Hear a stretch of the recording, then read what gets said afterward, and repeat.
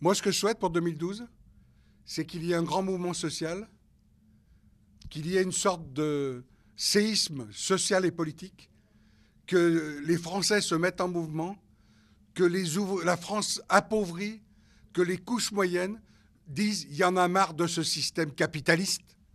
On va s'unir, on va se rassembler, on va créer un grand mouvement pour secouer la gauche, pour secouer le Parti communiste et peut-être pour réveiller le Parti communiste. Qu'on fasse reculer le Front National dans ce pays. Donc ça, c'est mon souhait le plus cher. Et ce souhait, il est valable pour les forces politiques de droite et de gauche. Mais bien sûr, je pense surtout à la gauche et au Parti communiste français. Et je me dis qu'il faut sortir d'une situation où pendant des années, on a occulté un certain nombre de problèmes. Et aujourd'hui, je dirais, Marine Le Pen, le Front National, eh bien, ils font leur beurre sur les renoncements qu'a eu la gauche et le PCF. Donc c'est ça mon combat. Et mon combat, c'est d'aller à la reconquête des classes populaires, du monde du travail. Et pour moi, je ne sais pas ce qui se passera aux présidentielles et aux législatives.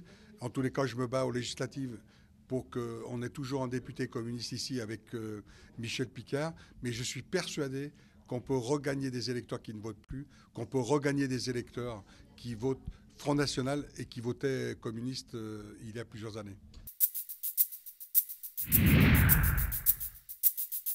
Candidat virtuel aux élections présidentielles, ça veut dire que je n'ai pas les moyens de me présenter comme candidat officiel, mais chaque fois que j'aurai une occasion, je vais m'exprimer. C'est ce que je fais aujourd'hui parce que je pense qu'il y a des choses à dire, parce que je pense qu'on est dans une impasse aussi bien du Parti socialiste et de Sarkozy, qui est un peu le Thatcher de la France aujourd'hui. Et je pense que pour moi, être virtuel, c'est dans quelques jours, je vais présenter un nouveau livre, La poursuite des ghettos de la République, où j'ai des choses à dire, où je veux parler de la politique de l'immigration, je veux parler de la question de la place de l'islam en France et en Europe, un islam spirituel, parce que je pense que c'est très très important. Et en même temps, il faut parler aux Français, ce qu'on appelle entre guillemets vilainement les Français de souche, pour que les gens se disent enfin on va s'occuper de la France, enfin on va parler de nation, enfin on va parler de patriotisme, enfin on va parler de politique de l'immigration maîtrisée en France et en Europe. Enfin, on va s'occuper de l'emploi pour les Français issus de l'immigration dans les quartiers populaires, aujourd'hui qui ont le sentiment d'être abandonnés et d'avoir un no futur. Donc pour moi, c'est ça. Tout le discours que l'on connaît aujourd'hui, économique, social, il est très très important, il ne faut pas lâcher là-dessus, mais il y a des questions de société qui me paraissent fondamentales et on ne peut pas passer à côté. Si jamais on passe à côté, on est dans une fracture politique, une fracture ethnique, et je pense que ça sera mauvais et que demain, on se prépare des lendemains douloureux. On dit la crise 2008, mais la crise, ça fait 30 ans. Ça fait 30 ans qu'on abandonne l'industrie de notre pays. Ça fait 30 ans qu'on met en cause la souveraineté de notre pays au nom de l'Europe capitaliste. Ça fait 30 ans que des millions de gens ont le sentiment d'être abandonnés.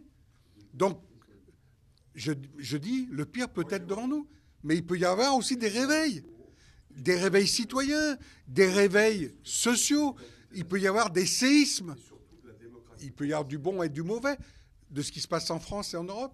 Donc, moi, je ne suis pas forcément pessimiste, mais je pense qu'aujourd'hui, le peuple de France, il veut avoir droit au chapitre.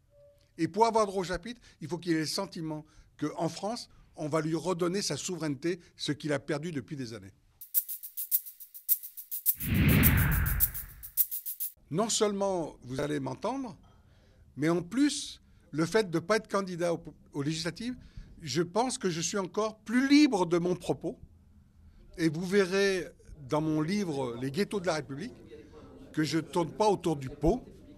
Je veux parler vrai, je veux parler de sujets tabous à gauche et au PC, et je veux combattre le Front National, pas par des discours alambiqués, mais je veux la combattre, je veux faire reculer ce Front National en parlant des grands problèmes que le peuple de France aujourd'hui soulève et que, grosso modo, on fait les sourds. Donc moi, je veux être le porte-parole avec Michel Picard des gens qui souffrent, de cette France silencieuse.